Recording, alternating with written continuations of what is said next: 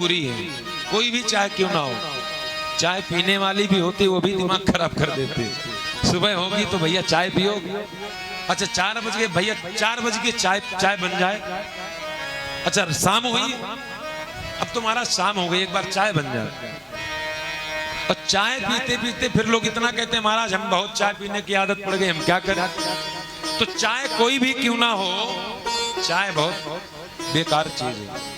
जितना हो सके चाय से दूरी बना लो और काढ़ा नजदीक, काढ़े के नजदीक पहुंच जाओ। और काढ़ा कैसे बनाना है हमारे महाराज जी से पूछ लेना, ऐसी पत्तियां डालते हैं। चाय पैसों से आनों में आती रही, चाय क्या करती है जरा कान खोल के सुन ले।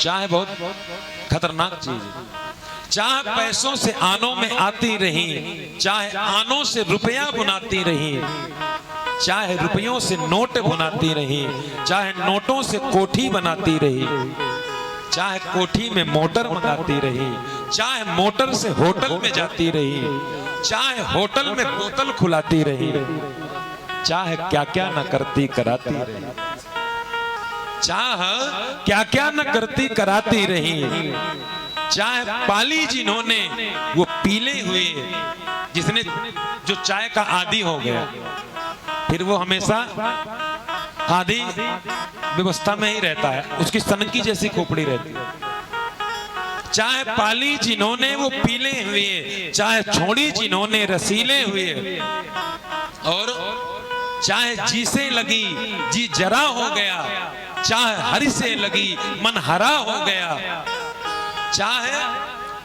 चाहे जी से लगी जी जरा हो गया, चाहे हरि से लगी मन हरा हो गया, चाहे उनकी हमको हरदम चाहिए, और अगर ठाकुर जी चाह लें तो फिर जीवन में क्या चाहिए।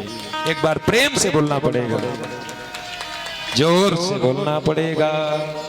इसलिए संसार की नीरसता का ज्ञान होना अथवा तो ठाकुर जी के रस का भान होना, यही वैराग्य की प्रबल स्थिति है। आत्मदेव पंडित जी कहते हैं बेटा मैं सब समझ गया, इस दुनिया में कुछ भी नहीं है। अन्य से दोष गुण चिंतन मासु मुक्ता, सेवा कथा रस महो नितराम विभक्तम। इस संसार में कुछ नहीं है। इस संसार का तो नियम है कि अगर आपसे प्रेम है तो लोग आपके अवगुणों को नहीं देखेंगे, और अगर आपसे नफरत करने लगे तो आपके गुणों को नहीं देखेंगे।